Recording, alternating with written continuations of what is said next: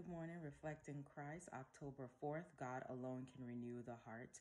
For it is God which worketh in you both to will and to do of his good pleasure. Philippians 2:13. Far more than we do, we need to understand the issues at stake and the conflicts in which we are engaged.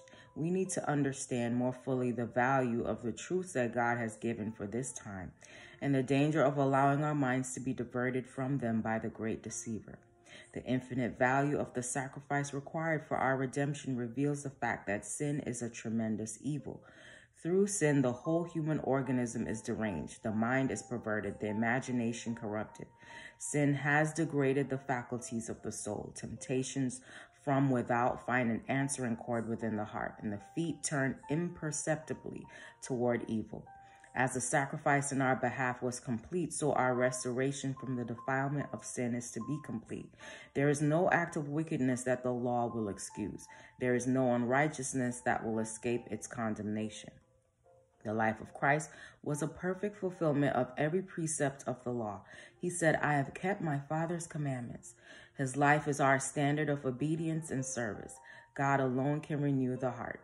It is God who worketh in you both to will and to work for his good pleasure. But we are bidden, work out your own salvation. Wrongs cannot be righted, nor can reformations in character be made by a few feeble intermittent efforts. The struggle for conquest over self, for holiness in heaven, is a lifelong struggle.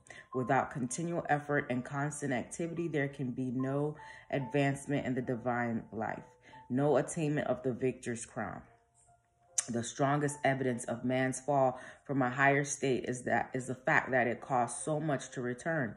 The way of return can be gained only by hard fighting, inch by inch, every hour. By a momentary act of the will, one may place himself in the power of evil, but it requires more than a momentary act of will to break these fetters and attain to a higher, holier life. It's like gaining weight, right? Just one little meal. The purpose may be formed, the work begun, but its accomplishment will require toil, time, and perseverance, patience, and sacrifice. Beset with temptations without number, we must resist firmly or be conquered. Paul's sanctification was the result of a constant conflict with self. He said, I die daily. His will and his desires every day conflicted with duty and the will of God. Instead of following inclination, he did God's will, however, crucifying to his own nature. God leads his people on step by step. Hope you have a great day today. Reflect Christ.